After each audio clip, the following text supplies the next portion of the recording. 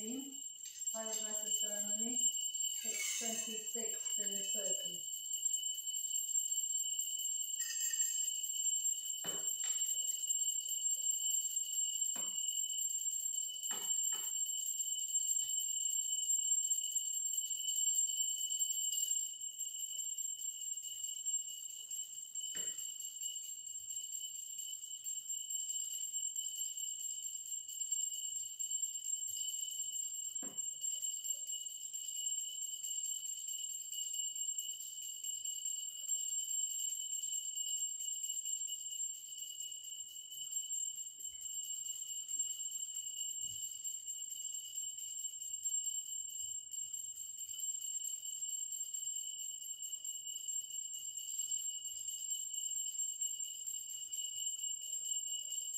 Shivayam Vidaditya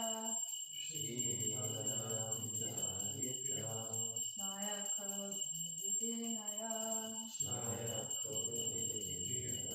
Dari Labyata Vaishochas Yetamam Shamudhirayat Shivayam Vidaditya Snaya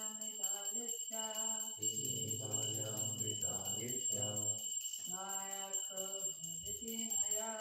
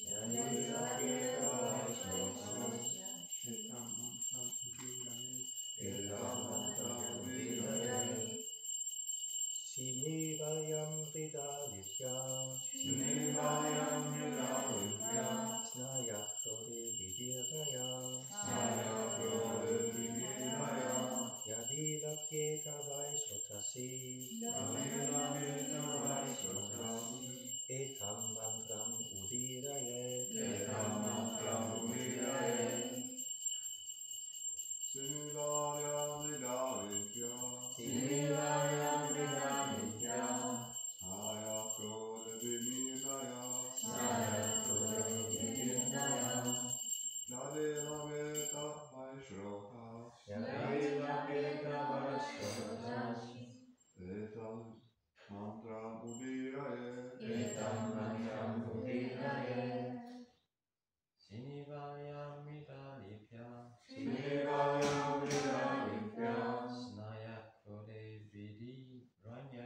Snaya Krodhinaya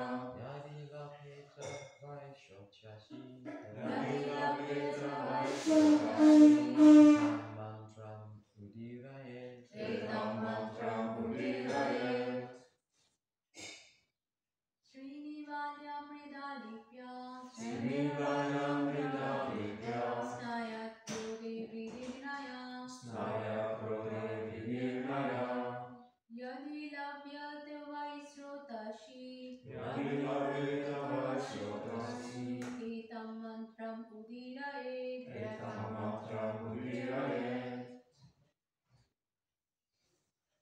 Shinivalyam. On the dark moon day, Mrida, with dirt, Alipya, smearing the body, Snayat, one should bathe, Kroda Vidinaya, dug up by the tusk of a bull, Yadi,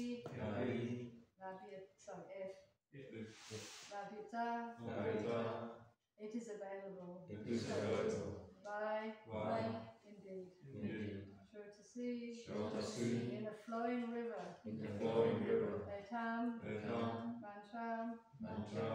mantra. This mantra. One should chant. One should chant. So we've got 4 verses without purport. So this translation of this verse, and then the translations of the other verses, and then the purport. So Kashyapa Muni explaining the Payavata ceremony to his wife. If dirt dug up by a boar is available on the day of the dark moon, one should smear this dirt on his body and then bathe in the flowing river. While bathing, one should chant the following mantra.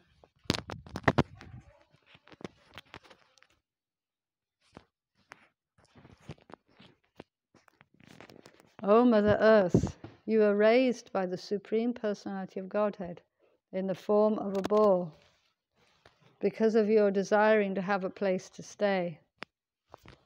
I pray that you kindly vanquish all the reactions of my sinful life. I offer my respectful obeisances unto you.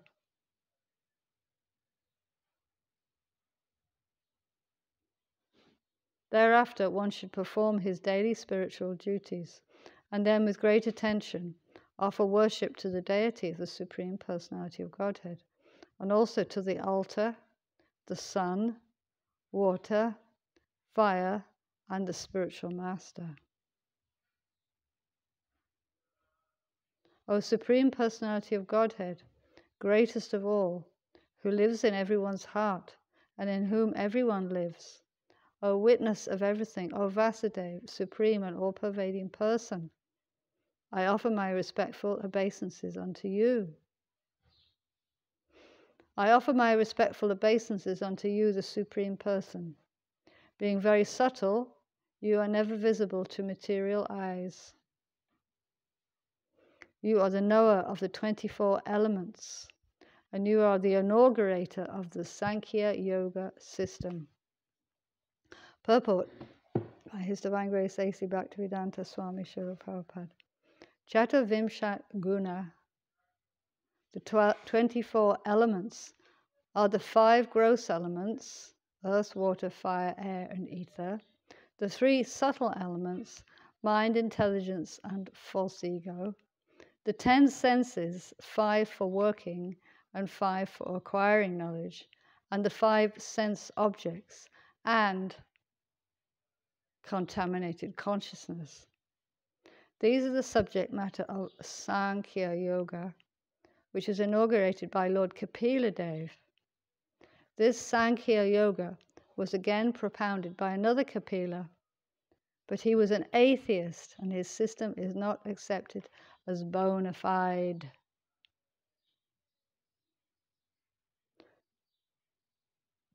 Om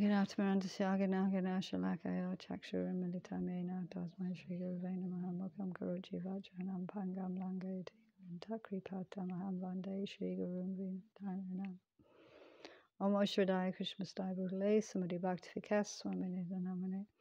Om Shradaya Krishna Stai Bhutale Samadhi Bhaktivedanta Swamini Dhanamane. Namaste Saraswati Devi Gauravani Pacharane Nivasesha Pasyata Desha Vanchakalpatrubhishcha Kripa Sindhuvya Vichar Patita Nam Pavani Vyo Vaishnavya Namaha. So Kapila Dev and the Sankhya Yoga system. Lord Kapila. The word Kapila means brown. So Kapila Dev means brown god. But anyway, Kapila Dev, his teachings take up, or the whole story, the whole episode, take up 12 chapters of Canto 3. So it's an important section of the Srimad Bhagavatam, and there's many, many things in that section. But one thing that Prabhupada regularly extracts from it and mentions elsewhere is the personality Devahuti. She's Lord Kapila's mother. We know it's a pastime and that Krishna has this pastime of having a mother in this world. But last time we were talking about how Aditi is the mother of Vamanadev. But here it's Kapila, and his mother was Devahuti. Anyway, Devahuti is a classic Vedic woman. In her childhood, she was protected by her father Swayambhuva Manu, king. She was a princess, and father went to great lengths to find her a suitable husband. He went traveling all over the globe. Him and his wife and daughter went traveling just to find a suitable husband. And they did. They found Kadma Muni. So then she was married as Kadma Muni, who in turn protected her as a husband. So the protection of a husband is a different kind of protection from the protection of a father. The father's, make sure that she grows up and she's trained and taken care of nicely and educated in an appropriate way. And then, but the husband protects his wife by giving her material and spiritual facility. Like Kadma Muni gave his wife 9 daughters. And then the son, who was Kapila Dev. So their union was not an ordinary thing, because the daughters all went on to be wives of great sages. Kapila, as we know now, is an incarnation of God. Anyway, I find this story very attractive. So then in the 3rd stage of her life, Devahuti is protected by her son. And again, it's a different kind of protection. He's protecting his mother.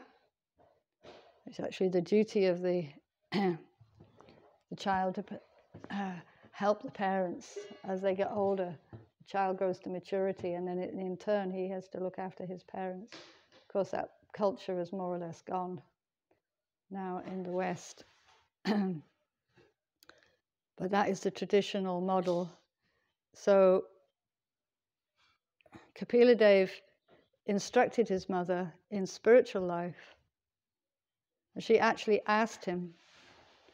She actually felt some remorse when her husband took sannyas, even though he had personality of Godhead as his son.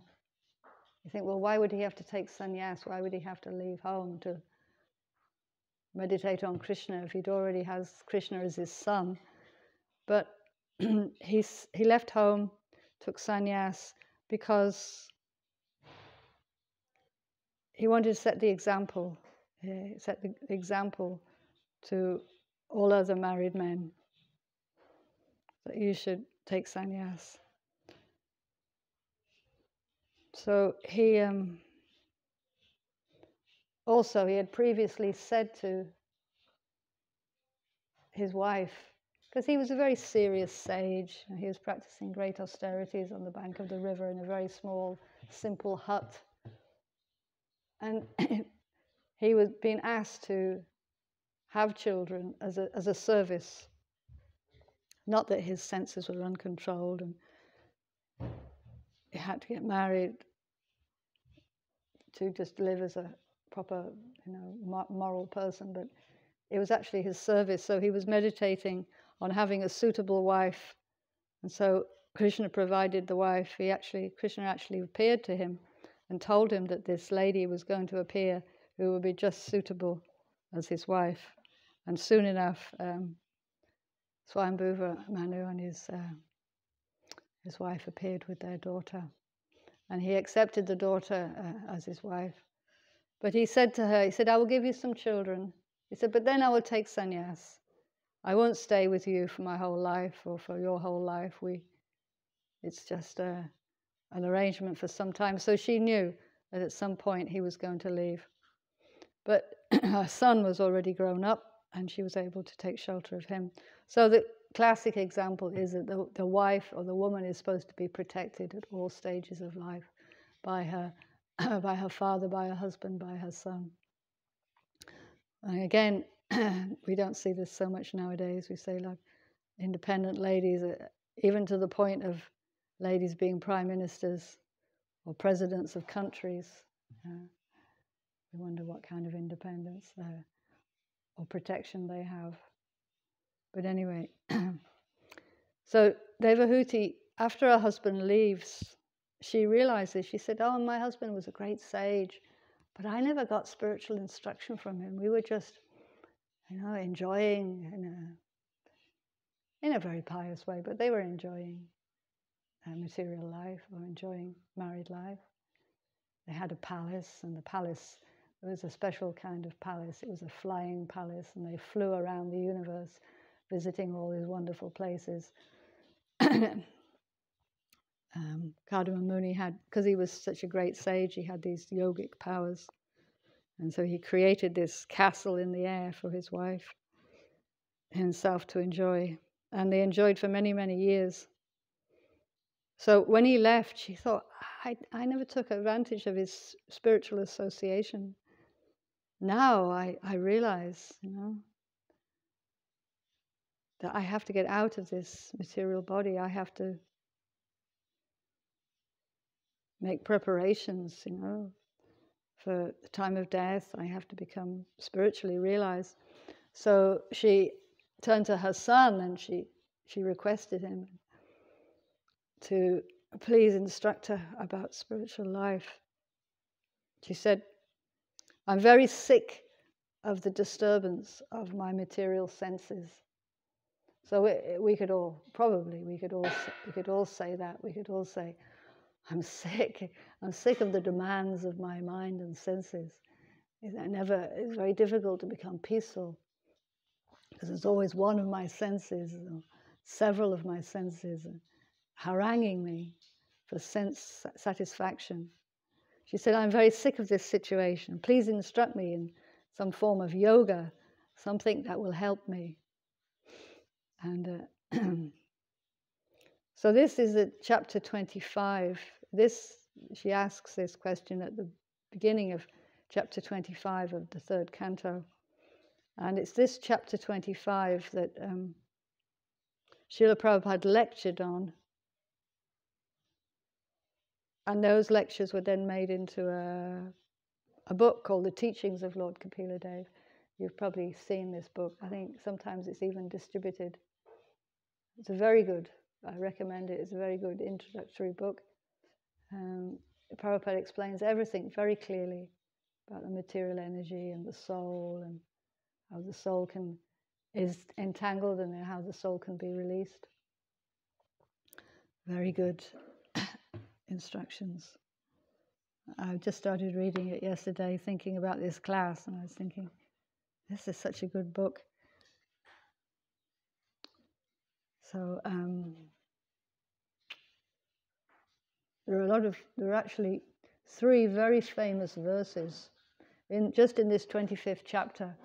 There's one book that has all the verses that Srila Prabhupada used to quote from the Bhagavatam and the Bhagavad Gita, but also from other places. Prabhupada had a lot of verses that he would always, because whenever you say something, you should back it up, or you should at least be able to back it up with a shastric quote. It's not that you just waffle something that you've speculated. But the idea is when you speak, you represent the parampara. So you should say something that actually is coming in parampara message, something that the previous acharyas have given as bona fide spiritual information. So Srila Prabhupada was always quoting verses, or many things that Prabhupada said were actually verses, paraphrases of verses. So there are 3 famous verses in this 25th chapter. So I was going to read them, and maybe we could just see what they are and take some inspiration.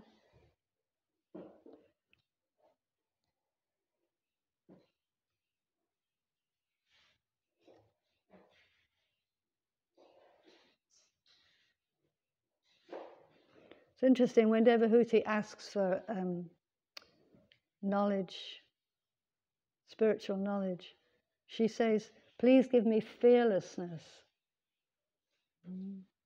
Give me fearlessness. So that is protection, isn't it? It's if you can become fearless, that means you're protected.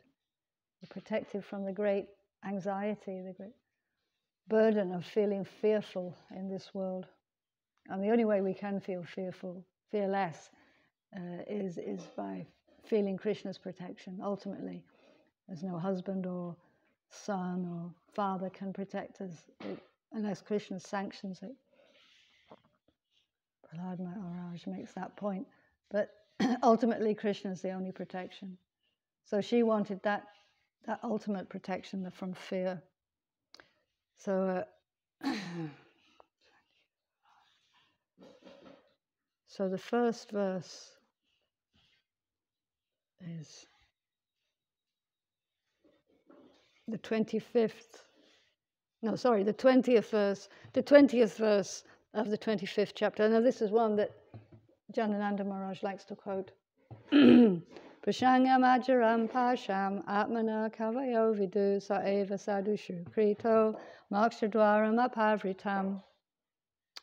And the verse is, every learned man knows very well that attachment for the material is the greatest entanglement of the spirit soul.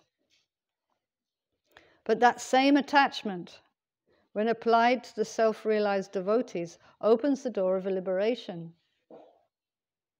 Just read a little bit of the purport. The verse is clear enough, yeah? It's clear enough, but Prabhupada continues. Here it is clearly stated that attachment for one thing is the cause of bondage in conditioned life. And the same attachment, when applied to something else, opens the door of liberation. Attachment cannot be killed. It's our nature to become attached. We become attached to a particular sari or a particular kind of food or a particular, I don't know, place. We get attached to New Mayapur, or we get attached to a particular person or a dog or a cat even. We get attached. So the idea is to transfer it. Prabhupada says attachment cannot be killed, it has to be transferred. So we become attached to Prabhupada or attached to Radha Govinda Madhava. Attachment with material things is called material consciousness. And attachment for Krishna or his devotee is called Krishna consciousness. Consciousness, therefore, is the platform of attachment. That's interesting, isn't it? That's an interesting sentence. Consciousness, therefore, is the platform of attachment. It is clearly stated here that when we simply purify the consciousness from material consciousness to Krishna consciousness, we attain liberation. Despite the statement that one should give up attachment, desirelessness is not possible for a living entity. A living entity by constitution has the propensity to be attached to something. Krishna also is attached. Yeah. Krishna also. Because we are reflections of Krishna, or tiny samples of Krishna. So Krishna is attached to Radharani, attached to his mother and father, he's actually attached to his pujaris as well. He gets attached to his pujaris. A living entity by constitution has the propensity to be attached. We see that if someone has no object of attachment, if he has no children, then he transfers his attachment to cats and dogs. This indicates that the propensity for attachment cannot be stopped. It must be utilized for the best purpose. Our attachment for material things perpetuates our conditional state, But the same attachment, when transferred to the Supreme Personality of Godhead or his devotee, is the source of liberation. Here it is recommended that attachment should be transferred to the self-realized devotees, the sadhus. Who is a sadhu? A sadhu is not just an ordinary man with a saffron robe or a long beard. That's a classic picture of a sadhu, yeah? Somebody is probably they're Indian and they have a beard and some robes. Oh yeah, it must be a sadhu. Of course, nowadays you get many fake sadhus, so you have to be very careful. Yeah. But Prabhupada says, a sadhu is described in Bhagavad Gita as one who unflinchingly engages in devotional service.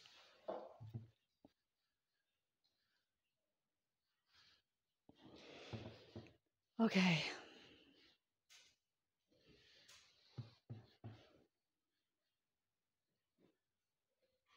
So we have to be attached. So obviously our sadhu, Srila Prabhupada and his disciples, his faithful disciples.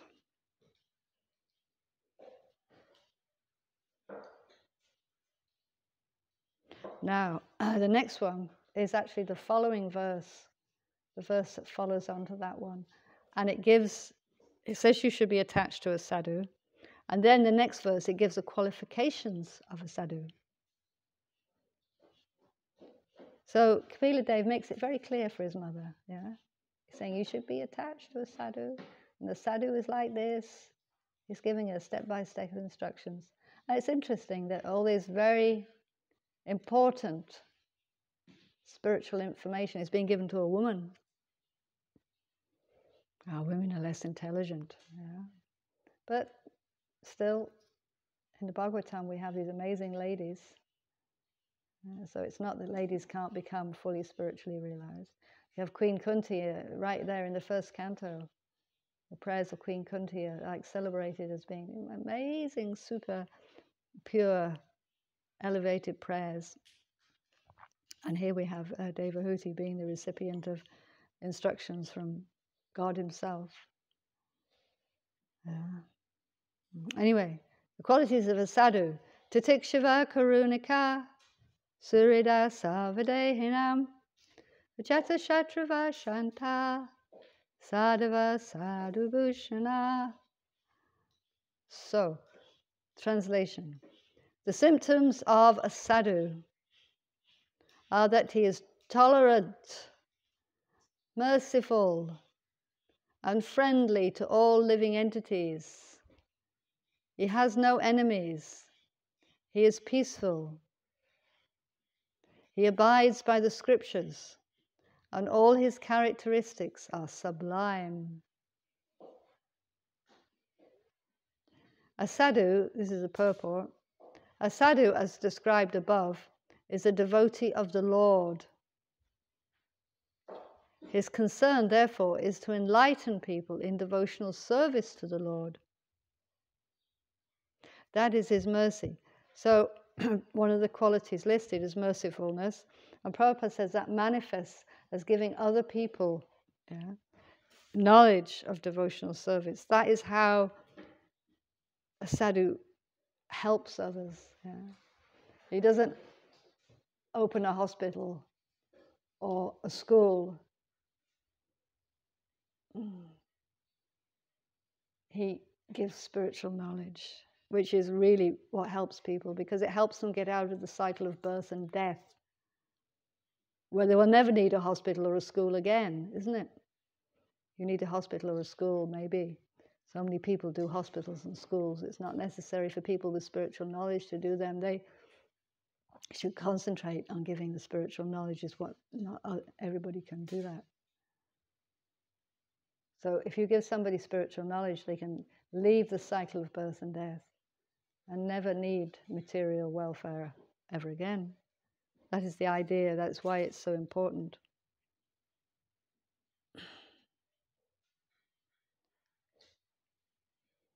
Prabhupada says, the mercy, that is his mercy.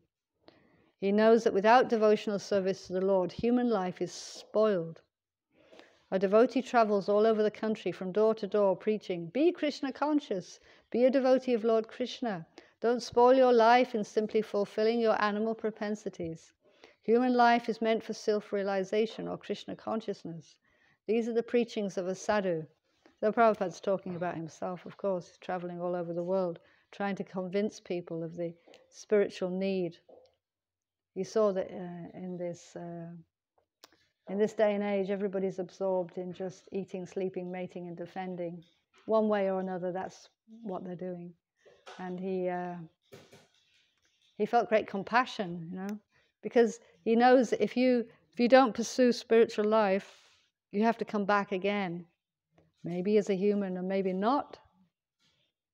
So human life is like a window of opportunity to get out of the cycle of birth and death, and we should make all endeavor to do that. Okay, so that the sadhu is not satisfied with his own liberation. He always thinks about others. He is the most compassionate personality towards all the fallen souls. That is one of his great qualifications. Therefore, he is Karunika. Karunika Dasi is here. Servant of the most merciful Srila Prabhupada. One of his qualifications, therefore, is Karunika, great mercy to the fallen souls. While engaged in preaching work, he has to meet with so many opposing elements, and therefore the sadhu, or the devotee of the Lord, has to become very tolerant. So these two things go together, Karunika and Titikshava. They're quoted together quite often. Titikshava, Karunika. Be tolerant, be compassionate, be merciful. Tolerant and merciful. These are very important. Because if you want to be merciful to people, generally they don't appreciate it. They want to stay in their material situation. They don't want to be enlightened. They're attached. We were talking about attachment. They're attached to their material situation. They're attached to the mode of ignorance or the mode of passion. They don't want to be enlightened. No, thank you very much. I do not want a Hare Krishna book. Go away. So the sadhu, who's very karunika, merciful, he also has to be titikshava, to tolerate the sometimes quite ignorant responses he gets from his efforts to help people. And then he has to think very carefully, how am I going to help these people? How am I going to get the message across? And it's a great challenge.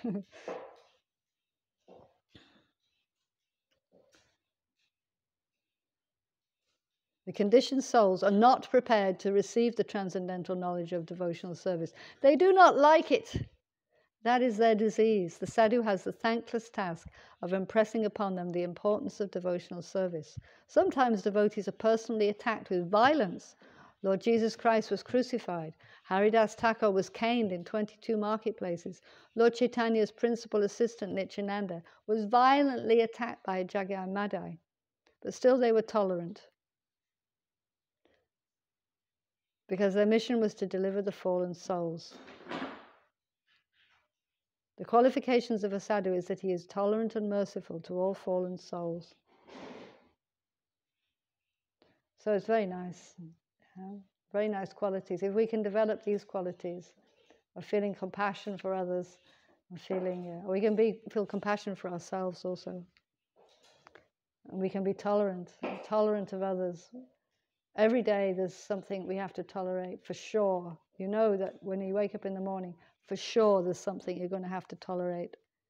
So we have to develop tolerance. Tolerate. And when you're being tolerant, actually what you're tolerating is your own mind. Because the disturbance may be outside. Somebody may be doing something, maybe some noise or something we really don't like, or somebody does something really, inappropriate or improper. But the response actually is in our mind. It's our mind that is the real issue. So we have to tolerate our own minds.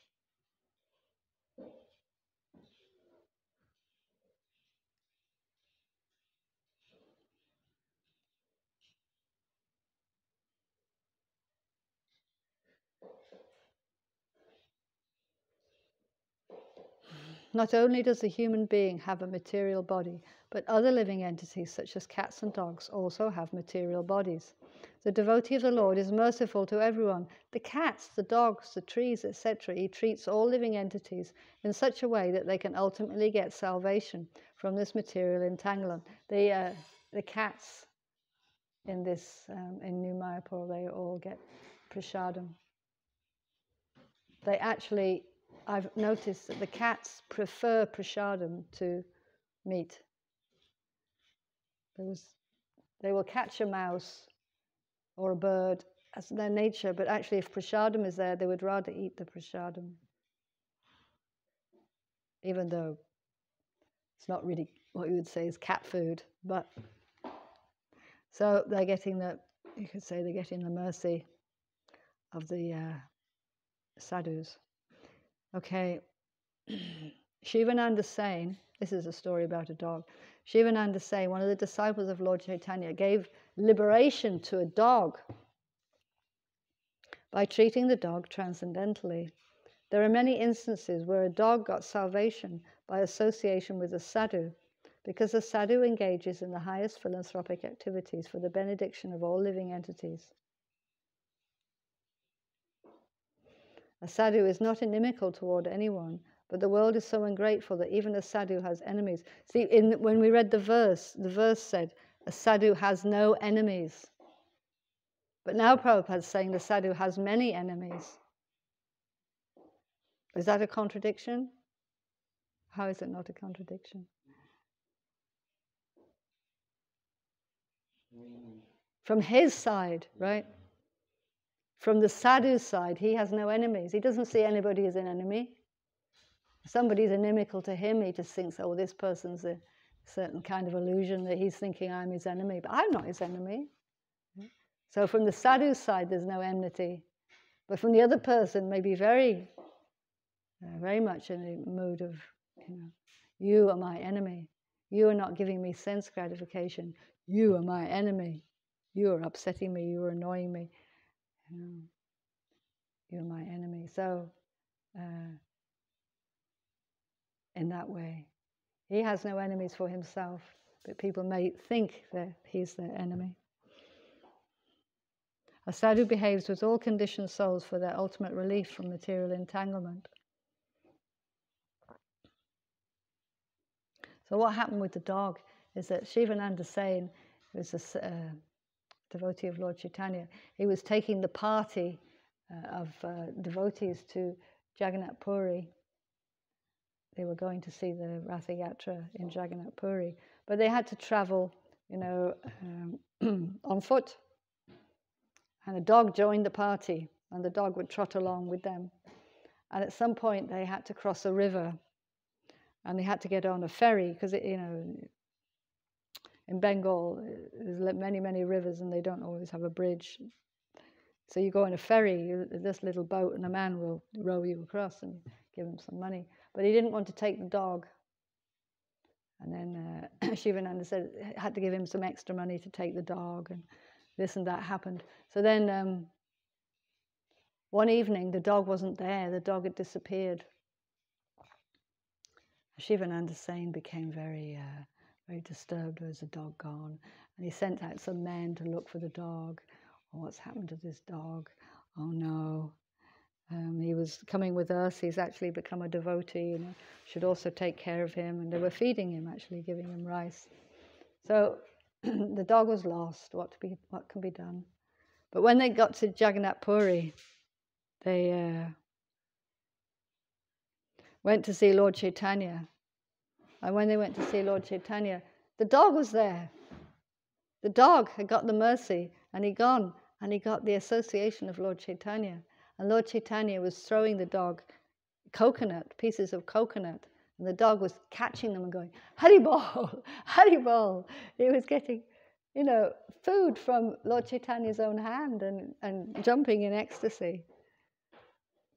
And there's other stories of animals, but Lord Chaitanya, he used to get when he was walking through the forest, he would get the animals to dance, the elephants and the deer and the tigers. He would get them to dance and embrace each other in spiritual ecstasy. Normally the tiger will eat the deer. Yeah? If he gets a chance, he will kill and eat a deer. But the deer and the tigers were like embracing and going, Hari Bol, chanting Hare Krishna by Lord Chaitanya's, because Lord Chaitanya is the ultimate sadhu. Yeah? So he was being very merciful. So anyway, to get back to this verse. So 3:25-25 is the last one. This is the first Bhagavatam verse I ever learned. Is this one?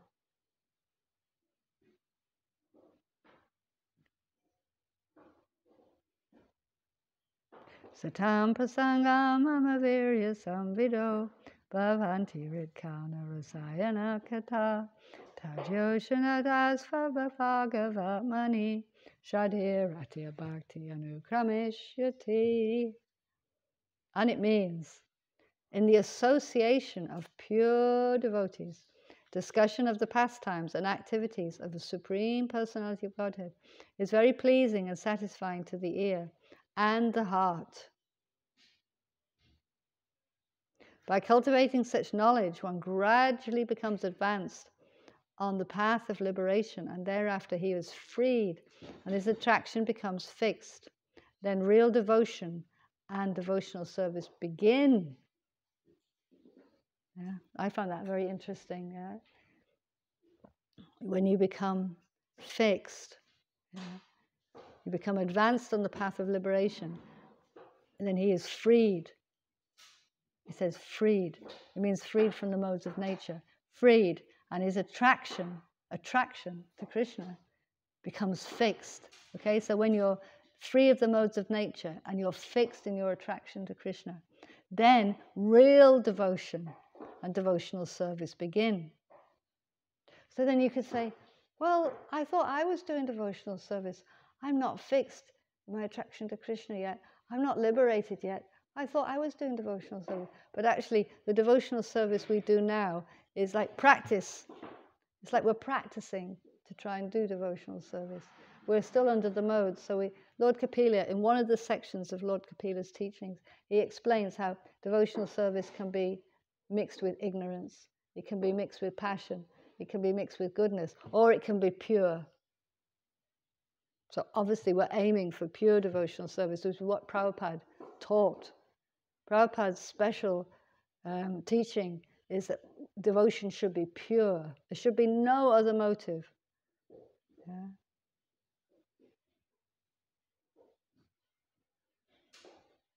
Pure devotional service. It's not kamad, jnana, kamad, and avritam. It's not covered by any kind of jnana, any kind of mental speculation, or any kind of karma. There's no other idea than to serve Krishna, and there's no other endeavor than to serve Krishna. That's pure devotional service. So that's the third famous verse from this chapter. So the process, just to go back, just to make one last point, the process of Sankhya Yoga that Prabhupada said was given, as in the purport, Prabhupada said, purport to the verse today, Prabhupada said that the Sankhya Yoga, it's a combination of spiritual knowledge of how to practice bhakti yoga, but it's also an analysis of the material world. So we need both things. Yeah, we need to know how to practice bhakti yoga. In other words, how to please Krishna. But on the other hand, we also need to know about the material world, how we're entangled in it, how it works, how karma is, God is, we're suffering because of our material entanglement in karma and the modes of nature. And how we aren't actually the body. So the teachings of Lord Kapila Dev go on for quite a few more chapters, and he describes all about the material energy. He describes how the soul, it takes a material form in the womb of the mother, and how the soul grows, and how he he suffers so much in the womb and then he comes out. And it's quite graphic, actually. When the Bhagavatam was written, there was not much known about embryology, but actually it's all borne out by modern science, all the things that Lord Kapila knew. So anyway, that's Sankhya Yoga. It's knowledge of spirit and matter presented in such a way that it can be, the two things can be put together. And Prabhupada is more or less like that as well. He explained about the spiritual world and about Krishna Leela and, in the Krishna book, so many things. But he also explained how we must give up, thinking we are the body. Give up the illusion of this material world as being a happy place and so on. Okay.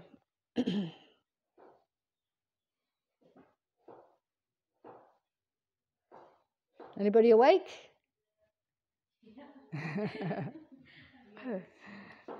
Hare Krishna. If anybody wants to ask a question or make a comment, speak up. Prabhu. One of the verses, it gives a description of what a sadhu is. It names all the sadhu's qualities. So if a woman has all these qualities, would that make her a sadhu? Yes, she'd be called a sadvi. Sadhu. Yeah. Sadvi. Somebody like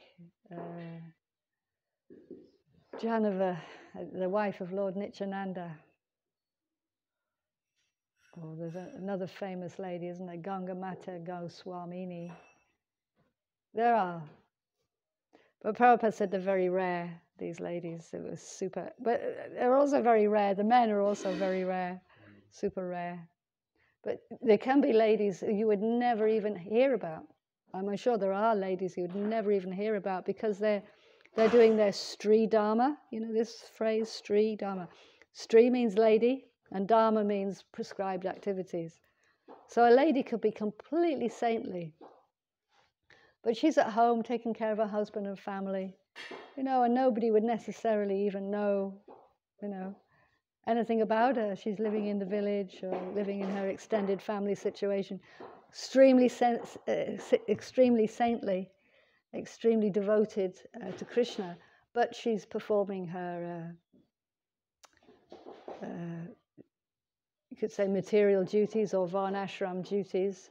She's performing them very nicely. So we don't necessarily know somebody's heart, We can't always judge from the outside. So there can be ladies who are very saintly. And this, for a woman, traditionally, the path of developing fine qualities is service to the husband, service to the family. And that's how Devahuti, she became advanced. Obviously she had an elevated birth, she was a princess, but she grew up in luxury. And then she took this husband who lived a very, very austere life, and she was serving him. But then she became purified. She became advanced by serving her advanced husband. She became advanced, and she became austere. So she became very, very austere and skinny and austere, not brushing her hair or anything. She was so absorbed in serving her husband. So that's what's recommended, for a woman. It's not that she goes out in the world, goes door to door preaching, becomes a great guru and world famous, preacher. The traditional role for a woman to become saintly is by serving her husband. But think, well, if you serve your husband, it's not. What's that? What good's that going to do? But actually, in order to serve a man, you have to become very tolerant. You have to become very merciful and compassionate. The poor guy, he's got so many problems, and you have to tolerate everything he does and says, and you have to tolerate the family, you have to tolerate the screaming children, you have to tolerate the weather, you have to tolerate your mind, So if you can stay, actually, if a woman can stay in that family situation and do her duty, and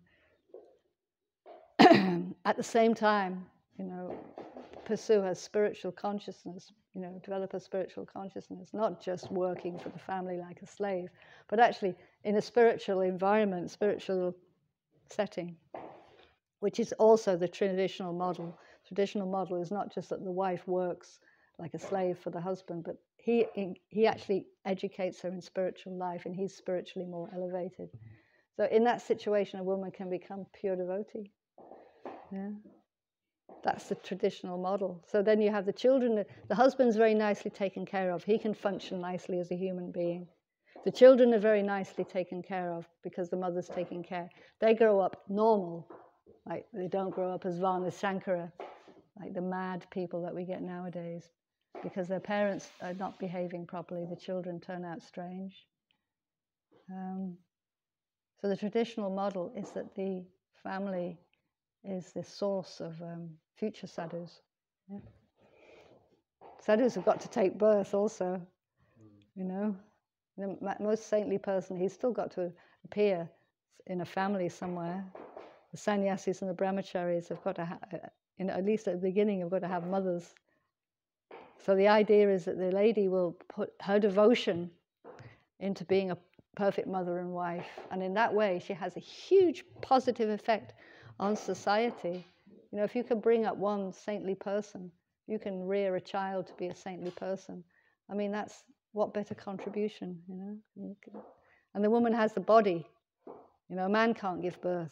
They can't breastfeed. Of course, they may try and do something with their modern, manipulations, but they've made a sex change, but I don't know if they've made a man who can have a sex change and give birth or breastfeed a baby. I don't think they'll be able to do that so easily. Well, men do have nipples. They have nipples, yeah, it's funny, isn't it? They do.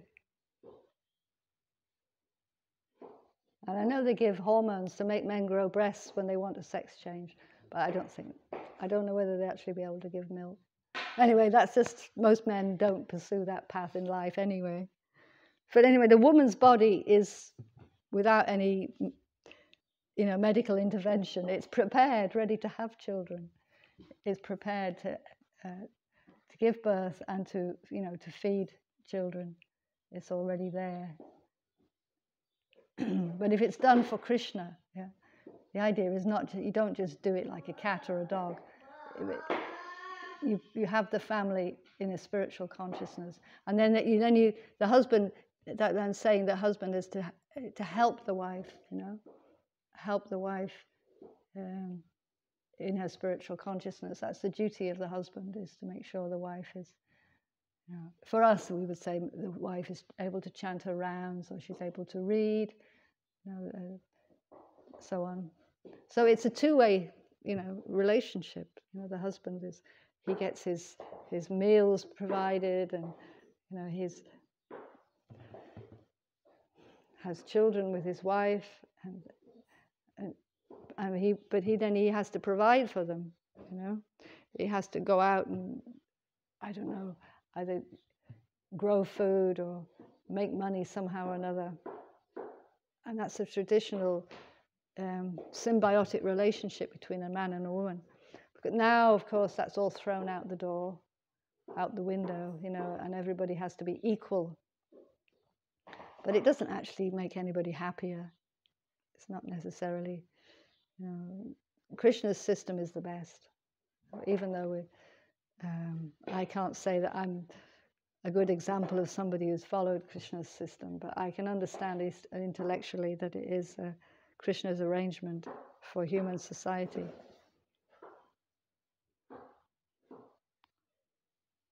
Okay. I grew up in the modern world, and I have a lot of experience in how it doesn't work.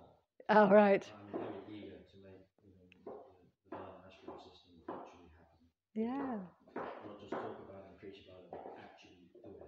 Yeah. Madan Gopal's like that as well. He said he wants to actually put something into practice. He says, I have faith in Prabhupada's words, that we should live simply. We should have a cow and some land and, have milk products and grow food. He said that, and I'm going to make my best attempt to do that. To have, well, it's becoming more and more clear now that there's the way forward, isn't it?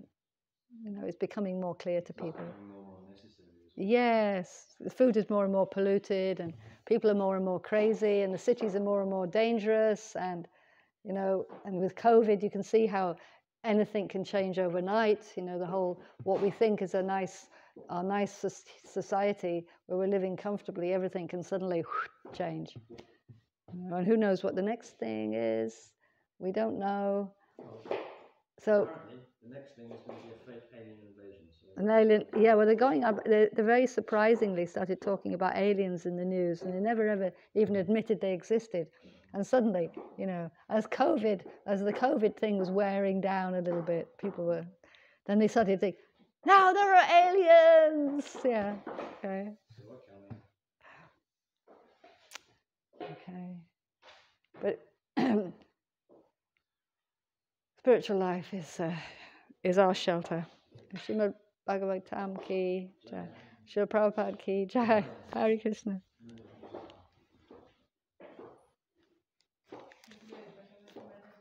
Jai.